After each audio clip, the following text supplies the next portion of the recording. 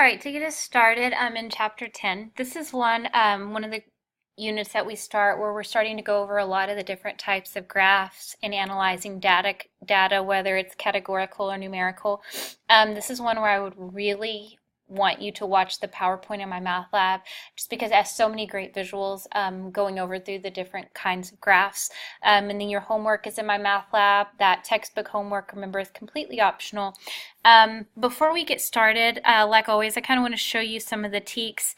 And what I did is I pulled up the snapshot for first grade specifically. And I'm going to pull this over so we can see more of this. But in first grade, in category 4, which is data analysis and financial literacy, they start, and they even start this in kindergarten. You can look at the kindergarten teaks too. I just picked first grade. They start looking at bar graphs and picture graphs, and you can look over at 1.8a. They are collecting their own data. They're sorting their data, they're organizing their data, they're doing marks and representations such as tally marks and T-charts. They create picture and bar type graphs. And so making these kinds of graphs starts as early as kindergarten and first grade.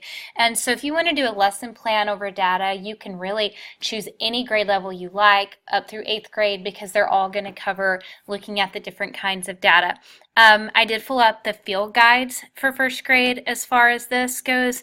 And so here, this is just one specific field guide talking about the data. This is the section 1.8c, a readiness standard. The student applies mathematical process standards to make use of information solving problems. And you can see that that scaffolds back to kinder and it goes up into 2nd grade. These are really good. The instructional implications on this are good. The learning from mistakes, it even gives you a visual there. So if you are interested in doing your lesson plan over the data stuff and you pick some standards, just let me know and I'd be happy to send you these documents. And the reason that these documents are so important is because I don't know a school district around that's not using these. And if you go into a job interview and you have information on how to use the snapshot from Lead Forward and how to use the field guides from Lead Forward, that's definitely going to set you apart in an interview situation. All right, so let's go back to the content and go over this. In this section, I think you'll find this to be one of our easiest sections that we cover at all because you really, analyzing data is something that most people are really good at, and it's something that you've been doing for a long time. We're going to look at pictographs, dot plots, stem and leaf, back-to-back stem and leaf, frequency, histogram, bar graphs, and circle graphs, and we're going to talk about the difference in histograms and bar graphs and things like that.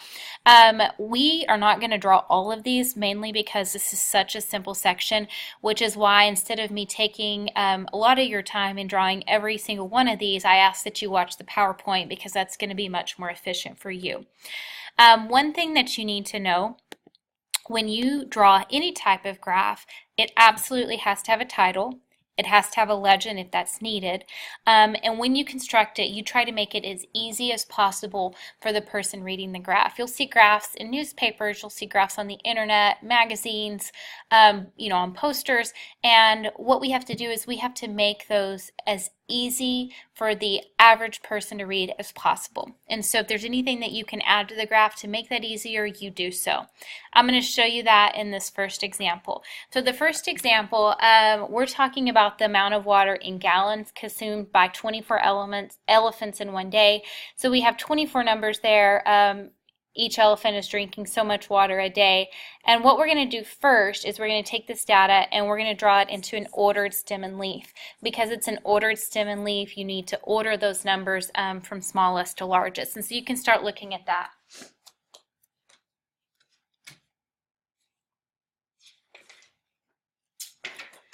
All right, so that's what I'm going to do first with you. I'm going to go ahead and just draw or write out a list of the numbers in order. And so my smallest number I see is 32, then 33, 33 again, 34, 35, 39, 40, and I have two 41s. Then I have a 43, a 44, a 45, a 45, I have two 46s.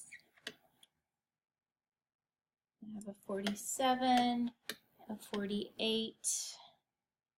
Then I go to 51, 53, 53, 60, 60, 66, and finally 69. You might count, make sure we got all 24 numbers, but by ordering those, it's going to be much easier for me to create the graph now. So remember when we draw the graph that we do have to title it, and then we'll go ahead and draw our ordered stem and leaf, which is very easy to do. I'm going to get a clean piece of paper to do this, and you can continue it right there. So the title can vary. It's going to be up to you. It needs to describe the data. It needs to be correct. It needs to be clear. But what I'm going to title mine is as gallons of water consumed by elephants per day. All right, and then I will start my graph. And so my stems are going to be my tens numbers. I have 30s, 40s, 50s, and 60s. And then I'm going to have my leaves. So my smallest number is 32.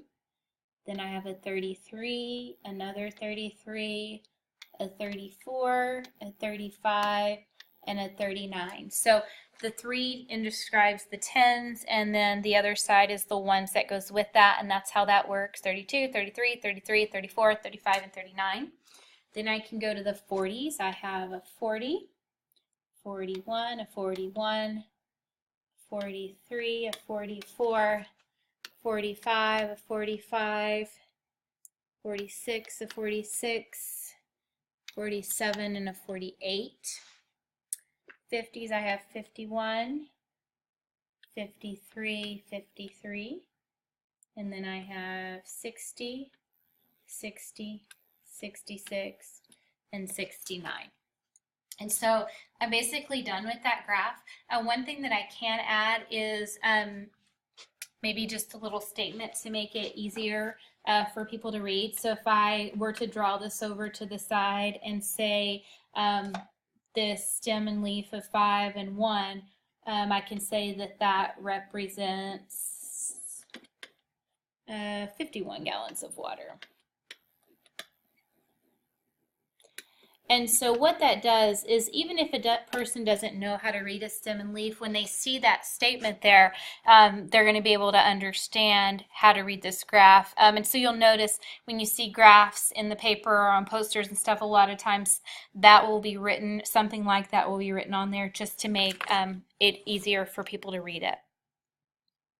Okay, going to the next page, we're going to take that same data and we're going to create a grouped frequency table. And so, you know, if you've watched the PowerPoint on my math lab, then you're already going to know this, which, you know, I do suggest you read the book and all that before you come and go through the notes. So I hope you already know what a group frequency table is, but again, I have to title this. So I'm going to write that again: gallons of water consumed by elephants per day. And again, there can be variation in our titles as long as it's clear and correct. And so a grouped frequency table is basically, we're going to group that data. We're going to use tally marks to describe that, and that's something, you know, that we begin teaching at a very early age. And so I'm going to draw this. All right, so I'm going to have gallons. I'm going to have the tally, and then I'm going to have the frequency.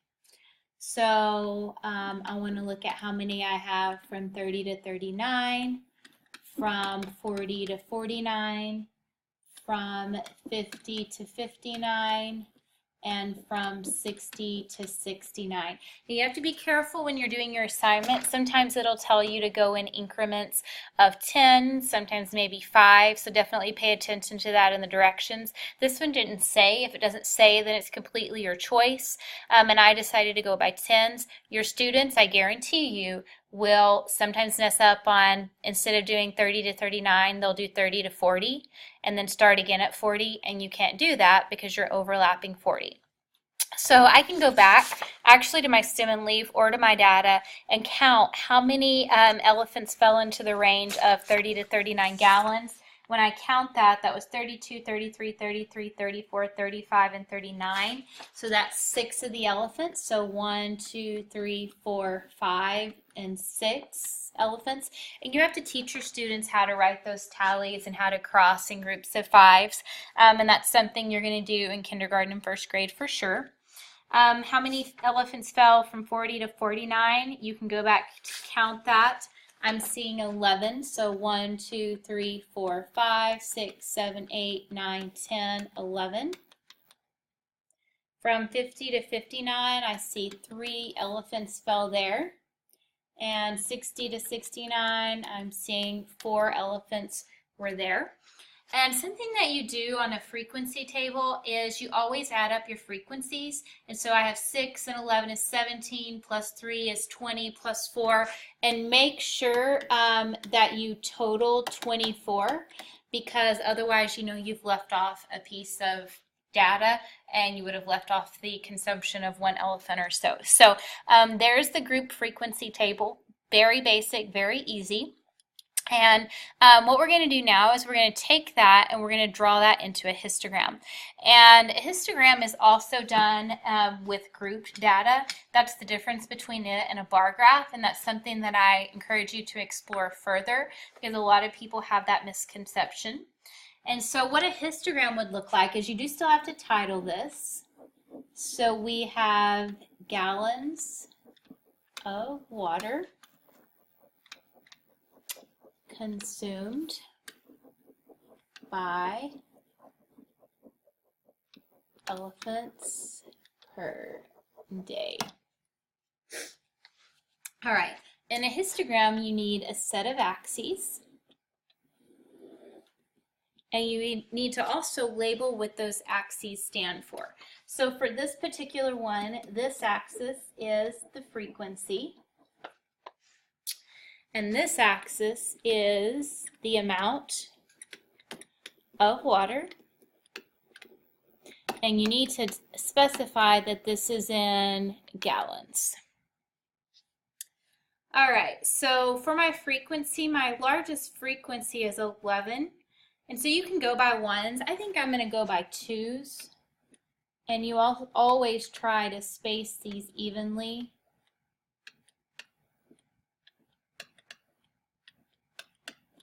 And I'm going to go by 2s in that one to get me up to 12, and I'll stop there because my largest one is 11. Then you're going to do this marking right here when you're not starting right at 0. That means you're skipping over, and so you'll do that to denote that. My first increment here is 30 to 39, and so I'm going to have a bar or a section there describing 30 to 39. And then I will have 40 to 49, and then 50 to 59, and here we will have 60 to 69. Sorry for my overlap there. All right, 30 to 39 was 6, so I'm going to come up here to 6, draw this over as best I can with this pen, and come down. All right, 40 to 49 was the 11. So I'm going to come up here to 11 and over and come up here. And then 50 to 59, I had 3. So we'll go about right here, over and down. And then I have 4. So we'll go up, over and down. And you can shade these, you can do the lines, that's up to you. But this is a histogram. Title, axes labeled, it's done in in increments, so 30 to 39, 40 to 49. And on the frequency, if it doesn't tell you what to go by, that's always completely your choice unless you're told to do otherwise. But on this, we took one example and we did 3 different graphs. Some that I want you to look at in the PowerPoint is the pictograph, the dot plot, and then I want you to kind of look more at bar graphs and comparing them to histograms. What we're going to finish with is circle graphs, and so we have a couple examples over those, and they're usually, very easy for you to understand. But one thing I want you to look at, and we'll look at it in the next 2 sections, is okay, when you have a set of data, what's the most appropriate graph? Sometimes a frequency graph will show your data best. Sometimes a histogram will show it best. Sometimes a stem and leaf will show it best. And so that's some of the tips that the PowerPoints in the next 2 sections go over, is based on the data, which one is the best graph. When you look at your notes on the next page, we go into circle graphs, and a circle graph is a circular region partitioned into disjoint sections, each section representing a part or a whole. And so this one I actually went ahead and typed in for you, when is it most appropriate to use this. This is the best when you have a whole and you're showing the division of the whole into parts. Not all data fits that. The example that we just did would not be good in a circle graph. So this one definitely is when you have a whole and you want to show it into disjoint sections. The first example is pretty simple. We're just going to look at a circle graph and answer questions. And this type of graph is something that goes as you get up into the upper grades, more into junior high, 6th grade, when you start really going into those percents and so forth. And so that's not something we see in elementary. So here, this has a title, which is good. My sections are labeled. When you label them, you will also label them in degrees. That's something I'm going to have you do. This one's just labeled in percents, but you need the degrees to draw the sections the appropriate size. So we have car sales in the year 2000. 48% of the sales were mid-size, 28% were small cars, etc. So question A is, which size of car makes up about half of the year 2000? And so about half of the graph, we know 100% cut in half is 50%. So the one that is about half is obviously the mid-size car. That's really easy.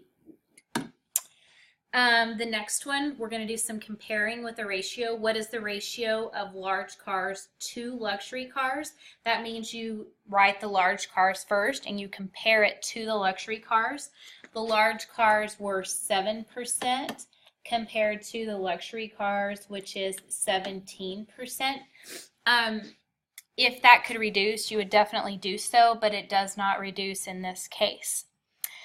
Part C says, if 144,000 small cars were sold in the year 2000, what is the total number of cars sold in the U.S. in 2000?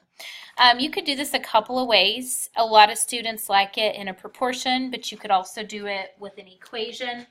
So we're talking small cars. When I go up and look at small cars, that's 28%. So you can do that part over total, percent out of 100. We did that in 1350. So 28% out of 100%, 28 is the percent of sold cars, 100 is the total percentage. I have 144,000 small cars, which needs to pair up with the 28%. So 144,000 out of how many total? You could set it up that way. Or if you were going to do an equation, what you could do is you could say 28% of how many cars total is 144,000. Either one of those is going to give you the same answer. The reason you have to have the decimal in the equation is because you're looking at whole numbers, and over in the proportion it's out of 100%, so you don't have to do that. Regardless, on the proportion you can cross multiply and divide. On the equation you could divide by 2800ths. However you do that, what you're going to get is, let's see, we get 514,285 and 71/100ths. You know you can't have 71/100ths of a car, so we're going to round and do an approximation here. This is 514,286 total cars were sold. Okay, and so that's how you would set that up based off of the information you have. We have one more of those. If 500,000 cars were sold in the year 2000, how many of those were luxury size? So this one I'm giving you the total, and we're going to work backwards and get the luxury size. So if I look up above at the graph, 17% out of 100% were luxury. So I would say, okay, I don't know the luxury, but I know the total was 500,000. Or for the equation, you could say, okay, 17% of the 500,000 would be how many cars. You would switch up how that's written. Either one of those, the proportion or the equation, once you solve it, cross multiply and divide, or multiply 1700ths times 500,000, you're going to get an answer of 800,000 luxury size cars. And that's just looking at a circle graph and answering your questions. The last thing we're going to do is we're going to talk about how to construct a circle graph. And so we're going to take some data, we're going to figure out what percent it should be, we're going to figure out how many degrees it should be so that we can draw that. And so what we have here, it says each sector should be labeled with the category name and percent. Don't forget the title. And what we're looking at is reasons for derailment off of a railroad track. And so the bad track were 23 of them. Faulty equipment were 9 errors.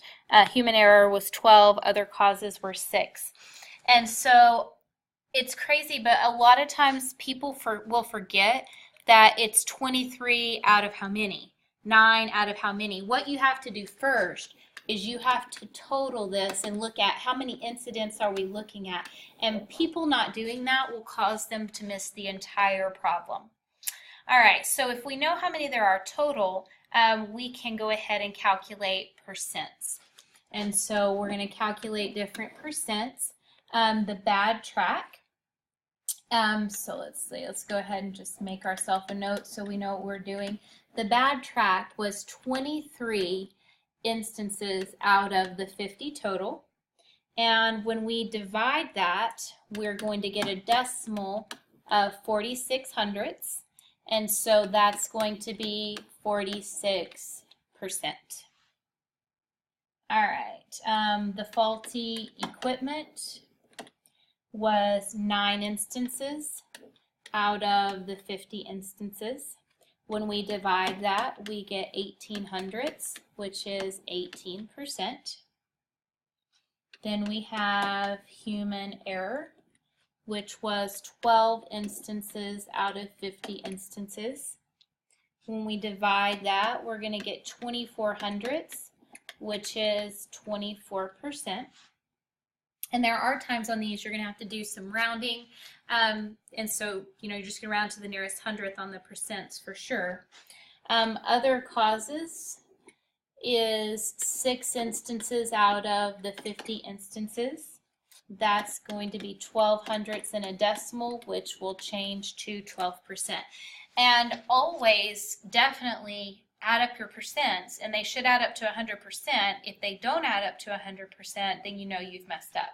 So you have your percents, but when we draw a circle graph, we need to know how big of section to make it. And so what we do is we also figure out how many degrees. You should know that a circle makes up 360 degrees. And if that's not something that you're comfortable with, I encourage you just to go online and just go ahead and search degrees in a circle, and it'll give you a really good image on that. We don't need that definitely in radians like we have right here. We need it even more basic than that. But 180 degrees is half a circle, 360 degrees is full circle, and you're going to have to use a protractor. So if you're not comfortable with how to use a protractor, also search that as well. There's so many things online to help you that are going to be beneficial. That's something that's harder for me to do because I don't have a digital program, a protractor in this program that I use to video.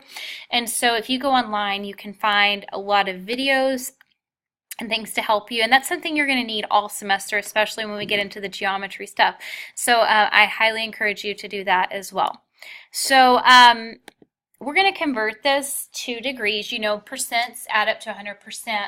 But when we switch to degrees, it's a very easy thing to do. If I want to know how many degrees the bad track is, I don't take the percent, because I need the number form of it, because my degrees are 180 degrees. That's not in percent. So what I have to do is I have to take that decimal 46 hundredths, excuse me, not 180 degrees, it's 360 degrees in a circle. So I have to take that 46 hundredths and I have to multiply it by 360 to see, okay, it's 46% out of 100%, but what is that going to be out of 360 degrees? So when I multiply that, you might have to round sometimes to the nearest degree. That's what I want you to do. That's going to be approximately for us here 166 degrees. For the next one, I have 18%, so I take that 18 hundredths and I multiply it by 360. That's going to be approximately 65 degrees. And then I'm going to have the 24 hundredths here times 360 degrees. And that's going to be approximately for me 86 degrees. And then last, the 12%, the 12 hundredths, times the 360 degrees is going to be approximately 43 degrees. Now, that portion right there should add up to 360, and your percent should add up to 100. And then you're going to take that information and you're going to be able to use that to create your circle graph. And so definitely what I would do is, you know, you always need a title. So let's see. I'm trying to get a perfect circle in here and I'm having a bit of trouble. So let me see if I can get this to work. It's not cooperating. If not,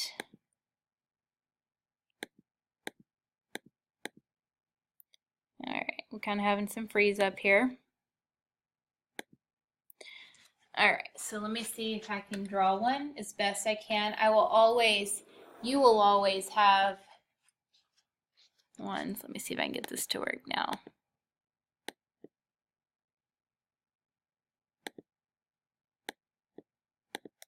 All right, so it's supposed to take whatever shape that I use and create. Let me see if I can get it to work now. Okay, not working. So no big deal.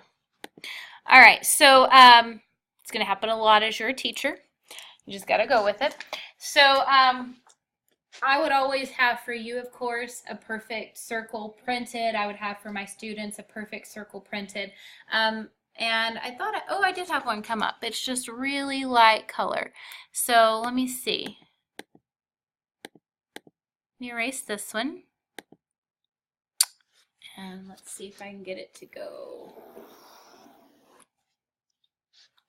It's a very, very light blue. So let's see if I can maybe get this a different color.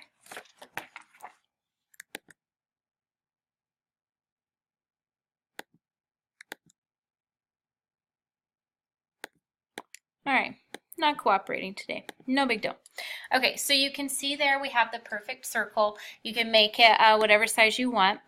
I have another program that I use when I'm actually teaching this in class, that I have a digital protractor, but if I'm going to video my lectures, that program doesn't work and I have to use this program.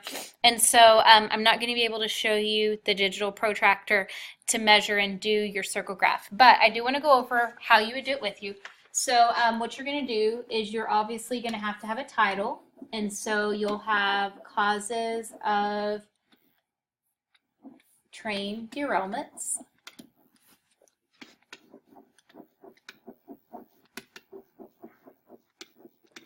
And then you're going to have to measure out